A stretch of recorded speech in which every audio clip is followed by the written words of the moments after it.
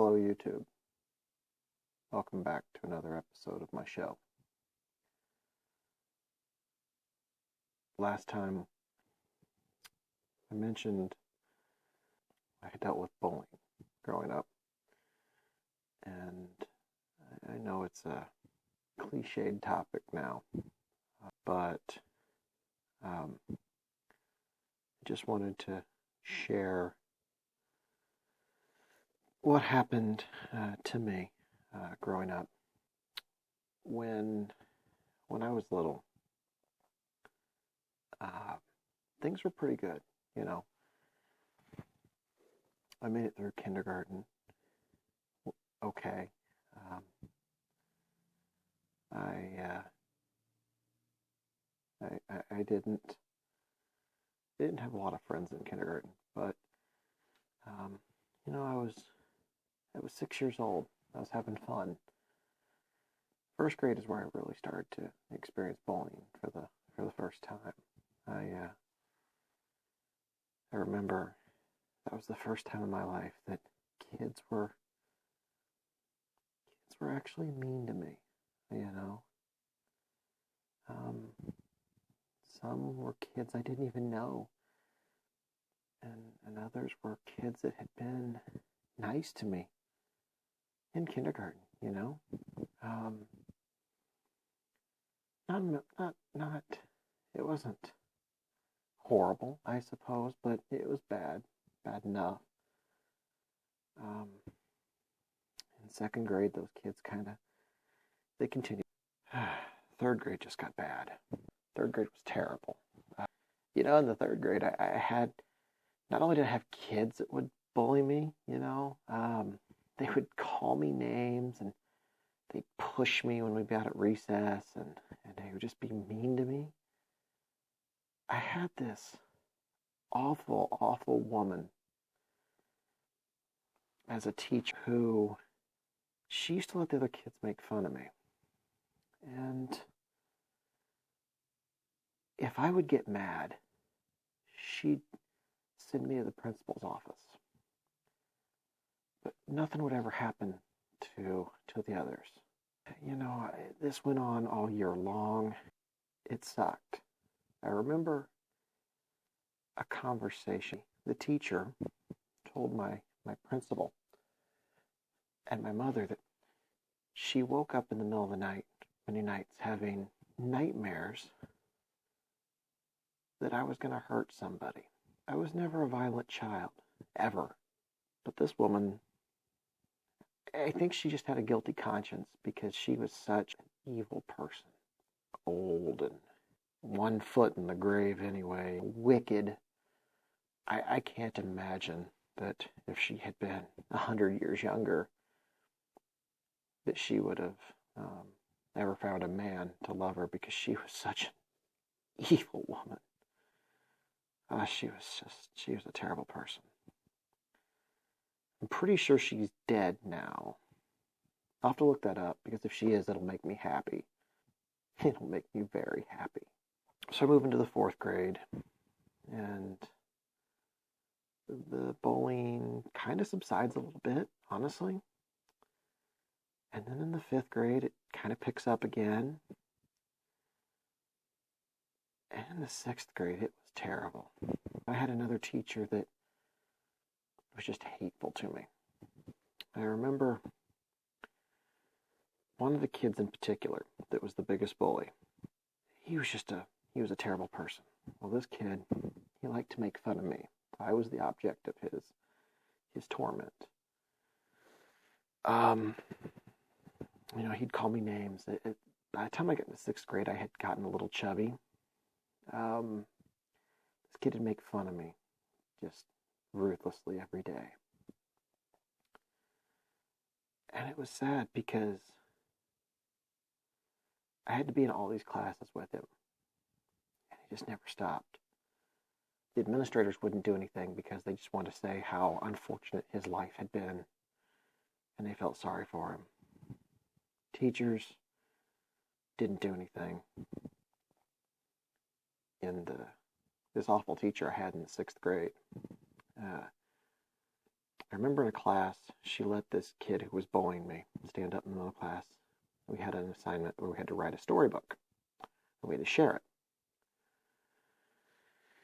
He wrote a story about me that was very mean. It wasn't even disguised as to who it was about. Just stood up, did it in the middle of class. Everybody's laughing at me, including this teacher. I think she's probably dead now too. I hope so. I hope she died. I hope she died. I hope she's rotting in hell. If she's not dead, I pray to Jesus every night that she does rot in hell. Anyway, back to the bully. So we went through the entire 6th grade year of this kid picking on me, all of his friends picking on me. As the school year went on, it progressed into physical altercations. He'd shove me, he'd hit me, he'd throw things at me. I wouldn't retaliate. Well, one day, I was walking to class, and he shoved me. I snapped. I grabbed him by the back of his shirt as he sat there laughing, and his friends watching and laughing. And I threw him into this giant concrete pillar. And he went smack right into it. And then he flopped. And he started flailing around. Help me, help me, help me. Trying to get sympathy. Because, after all, everyone was going to give him sympathy anyway. Well, I got suspended. I got suspended for that. Well, let me tell you something. I beat the shit out of that kid on that day. I served my 3-day suspension. He never fucked with me again. In fact, my 7th grade year was pretty good. My 8th grade year, as far as bullying went, was decent. And then I got to high school. One day, this one kid came up to me in the cafeteria. He took a lunch tray. He smacked me in the back of the head with it. I went to the principal's office. The principal wasn't in there. I went into the counselor's office, shut the door, locked myself in there. This kid is beating on the door trying to get me to come out so he can fight me. Secretary sits there. She goes on shuffling papers, doing her normal job. I bet I'm in there 10 minutes before the counselor shows up. That kid got suspended for 2 days. I got ridiculed for that because I didn't fight back. Junior year, one of the hillbillies thought he was going to try to fight this kid who was, I'm pretty sure he was in the closet gay, but he was so flamboyant you would have known. Well, I guess he thought I looked at him wrong as he fought this other kid, because then he had it out for me. I was grabbing food in the lunch line, and he just comes up to me, and he just shoves into me, starts calling me names. And there's people circling up. I look over and I notice that the faculty's just kind of standing there in shock, not doing anything. He takes a couple swings at me, and I deck him. Oddly enough, I didn't get any trouble for it. I have no idea why. But back to that kid from the 6th grade, still in school. Throughout our sophomore and junior year, he was getting a little bit bolder. He'd start to say things to me, and one day he got mouthy, and I walked right up to him, and I got right up in his face, and he got real quiet. His eyes got wide, and his friends started making fun of him. I had to put him in his place every once in a while. My senior year wasn't too bad for bullying. By By that point, I was really only in school half the day, and the other half of the day I was either in college classes or at work. So it was nice. People pretty much left me alone. I guess what I want the takeaway to be from this episode is that if I was being bullied, I had two options. Either take it or deal with it. And I took it for the longest time. It took somebody throwing me into a trophy case for me to do something about it. Then I took it longer from older kids that I didn't want to fight with. And then the next time I did something about it, years after the first incident, everything was okay. I don't advocate violence, but the thing I advocate less than violence is being a victim, is being scared, living scared. We live in a shitty world where if you're bullied, everybody turns a blind eye to it because nobody wants to be responsible.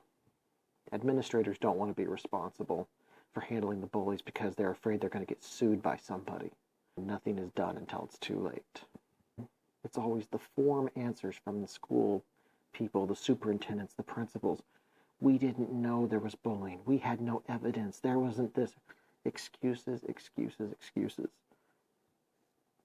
When I was in school, my parents got excuses about the bullying.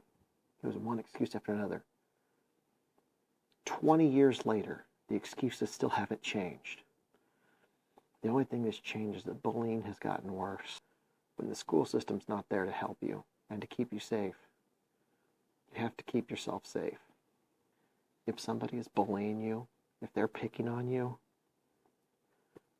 you can't count on the administration to help you. You have to stand up for yourself. You may take some bumps. You may get some bruises. But you lay one of those assholes out. If you publicly humiliate the person or the persons that are making your life a living hell, they will crumble beneath you. Don't let anybody keep you down. There's a saying, don't let them see you sweat. I got a better one. Make everybody else see them cry.